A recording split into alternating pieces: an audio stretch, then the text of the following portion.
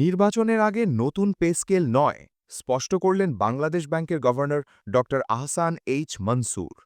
তো দর্শক, ভিডিওটি শুরু করার আগে বরাবরের মতো রিকোয়েস্ট, যে সকল সরকারি চাকরিজীবী ভিডিওটি দেখছেন দয়া করে ভিডিওতে লাইক দিয়ে এবং চ্যানেলটি সাবস্ক্রাইব করে ভিডিওটি আপনার সহকর্মীর কাছে শেয়ার করে দিন। আসন্ন জাতীয় নির্বাচনের আগে বহুল আলোচিত নবম জাতীয় পে স্কেল ঘোষণার কোনো সম্ভাবনা নেই বলে জানিয়েছেন বাংলাদেশ ব্যাংকের গভর্নর ড আহসান এইচ মনসুর। তিনি মনে করেন, বর্তমান পরিস্থিতিতে অন্তর্বর্তী সরকারের জন্য তা ঘোষণা করা বাস্তবসম্মত নয় এবং রাজনৈতিকভাবে যুক্তিযুক্তও নয়। ফলে সরকারি চাকরিজীবীদের দীর্ঘদিনের প্রত্যাশা আরও কিছু সময়ের জন্য ঝুলে যেতে পারে। সম্প্রতি গণমাধ্যমকে দেওয়া এক সংক্ষিপ্ত মন্তব্যে গভর্নর বলেন, নির্বাচনের আগে নতুন পে স্কেল ঘোষণার কোনো সম্ভাবনা নেই। অন্তর্বর্তী সরকার এ ধরনের সিদ্ধান্ত সাধারণত নেয় না। নির্বাচিত সরকারের জন্যই এ ধরনের সিদ্ধান্ত সংরক্ষিত থাকে। তার এই মন্তব্যেই পরিষ্কার হয়েছে যে অর্থনৈতিক ও রাজনৈতিক বিবেচনায় এই মুহূর্তে নতুন বেতন কাঠামো ঘোষণা করা সম্ভব হচ্ছে না। নতুন পে স্কেল নিয়ে জটিলতার একাধিক স্তর। নবম জাতীয় পে স্কেল নিয়ে গত ১ বছর ধরে আলোচনা চলছে।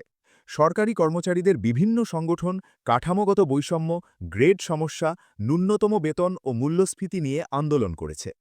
পে কমিশনও বিভিন্ন ধাপে সুপারিশ চূড়ান্ত করেছে, কিন্তু ঘোষণার শেষ ধাপে এসে নির্বাচনী সময়সূচি পুরো বিষয়টিকে আটকে দিয়েছে। নির্বাচন সামনে থাকা অবস্থায় বড় ধরনের আর্থিক সিদ্ধান্ত নেওয়া নির্বাচন কমিশনের নীতির সঙ্গেও সাংঘর্ষিক।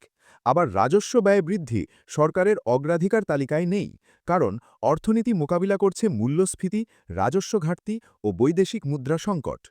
ড মনসুর বলেন, নতুন পে স্কেল মানে ব্যাপক আর্থিক দায়।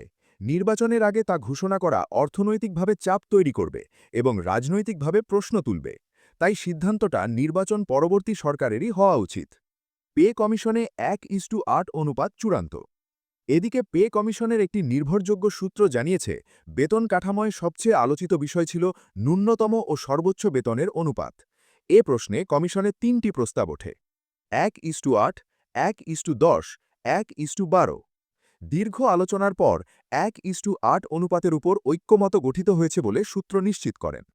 1:8 কি বোঝায়? যদি ২০তম গ্রেডের বেতন ১ ধরা হয়, তবে প্রথম গ্রেডের বেতন ৮, অর্থাৎ ১০০ টাকা ধরে হিসাব করলে সর্বনিম্ন ২০তম গ্রেড সমান ১০০ টাকা, সর্বোচ্চ প্রথম গ্রেড সমান ৮০০ টাকা। এ অনুপাত বিশেষজ্ঞদের চোখে বেশি ভারসাম্যপূর্ণ। তারা মনে করেন, এতে উচ্চস্তরের বেতন সুবিধা নিয়ন্ত্রণে থাকে এবং নিম্ন ও মধ্য আয়ের চাকরিজীবীরা তুলনামূলক ভালো সুবিধা পান। সর্বনিম্ন বেতন নিয়ে ৩টি প্রস্তাব টেবিলে। নতুন পে স্কেলে ন্যূনতম বেতন নিয়েও কমিশনে দীর্ঘ আলোচনা হয়েছে। ৩টি প্রস্তাব এসেছে: ২১,০০০ টাকা, ১৭,০০০ টাকা, ১৬,০০০ টাকা। এগুলো এখনও চূড়ান্ত হয়নি, পরবর্তী বৈঠকে সিদ্ধান্ত হবে। কমিশন সূত্র বলছে, সর্বনিম্ন বেতনের সঙ্গে ভাতা কাঠামো পুনর্বিবেচনা করা হবে। ঘোষণা স্থগিত, বাস্তবায়ন হবে কার হাতে? নির্বাচনের আগে ঘোষণা না হলে বাস্তবায়ন অনিবার্যভাবে নির্বাচিত নতুন সরকারের ওপর বর্তাবে। ফলে কয়েকটি প্রশ্ন এখন আলোচনায়। নতুন সরকার কি বর্তমান কমিশনের সুপারিশ হুবহু অনুমোদন দেবে, নাকি নিজস্ব সংশোধন আনবে? বাস্তবায়ন হবে দ্রুত, নাকি বছর জুড়ে বিলম্ব হবে? বাংলাদেশে অতীতে এমন দৃষ্টান্ত আছে। সপ্তম ও অষ্টম পে স্কেল বিলম্বিত হয়েছিল এবং বকেয়া বেতন পরে দেওয়া হয়। সরকারি চাকরিজীবীদের মধ্যে হতাশা। সরকারি কর্মচারীদের বিভিন্ন সংগঠন আগে থেকেই বলছে, মূল্যস্ফীতির চাপে পুরনো পে স্কেলে টিকে থাকা কঠিন। বাজার দর, বাড়ি ভাড়া ও চিকিৎসা খরচ এতটাই বেড়েছে যে মধ্য ও নিম্ন আয়ের সরকারি চাকরিজীবীরা সবচেয়ে ক্ষতিগ্রস্ত। অনেকেই বলছেন, পে স্কেল যদি প্রস্তুত থাকে, নির্বাচন পরে আর দেরি করা উচিত নয়। ফাইল ঘোরানোতে বছর চলে যায়। এদিকে পে স্কেল বড় আন্দোলনেও পরিণত হতে পারে, বিশেষ করে নতুন সরকারের প্রথম দিকে। অর্থনীতি বনাম প্রশাসন, দুই বাস্তবতা মুখোমুখি। নতুন পে স্কেল ঘোষণা মানে একদিকে সরকারি কর্মচারীদের মনোবল বৃদ্ধি, প্রশাসনিক দক্ষতা বাড়া, দক্ষ কর্মী ধরে রাখা, সরকারি সেবা উন্নত হওয়া। সরকারের জন্য তা মানে বাড়তি রাজস্ব ব্যয়, বাজেট চাপে ফেলা, মূল্যস্ফীতির ঝুঁকি, রাজস্ব ঘাটতি বৃদ্ধি।